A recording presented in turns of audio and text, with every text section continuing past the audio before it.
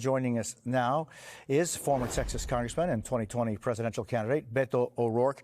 It's great seeing you always, and I really appreciate your time. I'm just thinking, Beto, what's your reaction to what we heard from both Trump and President Biden yesterday?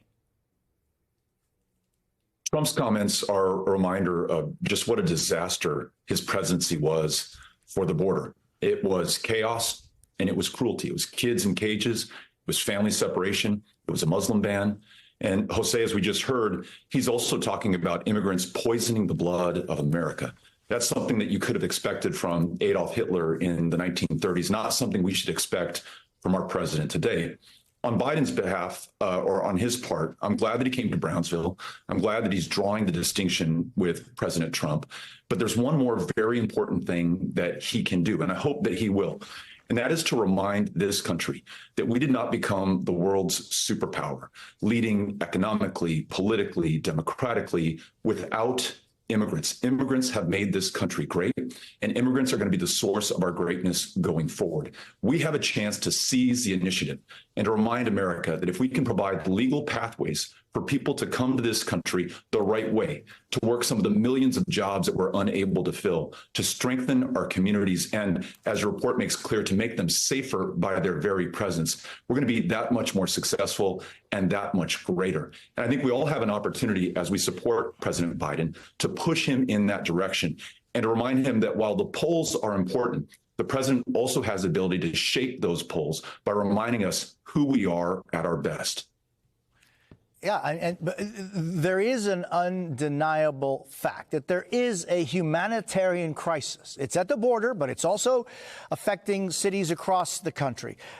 Maybe tens of thousands, hundreds of thousands, millions more people, clearly, if they could, would be making the journey towards the United States to try and receive asylum. I'm just wondering, with those facts being the facts on the ground, it's so easy to talk politics, but where is the focus on the men, women, and children, the people that are behind all of this? What, Beto, is a policy that could be implemented now for what has already happened and what may happen in the future?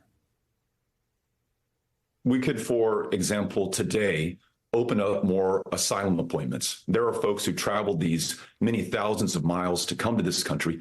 They want to do so the right and legal way, but there's not a legal path open to them right now. And you can imagine if you are a young mother with a very young child, and you've been waiting days, weeks, months in Ciudad Juarez to come here and get an asylum appointment, and you can't, you might consider crossing in between those ports of entry and risking your life and your child's life to get into this country, because you know to go back to your home country might mean the end of your child's life and your life. So let's give folks more legal options to do this. This restores order. This ensures that there is safety for those migrants, and it means that there's a legal path for people to come here to this country and to do it the right way.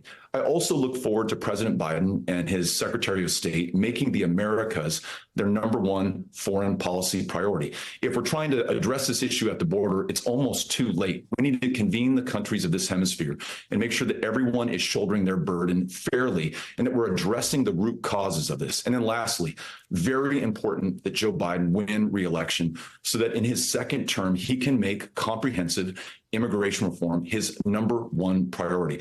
If we fail to do that, you and I will be having this conversation next year and the year that follows and out into infinity. We need to have a president who can seize the initiative, solve this problem, and I believe that Joe Biden can, but it helps when we push him to do the right thing.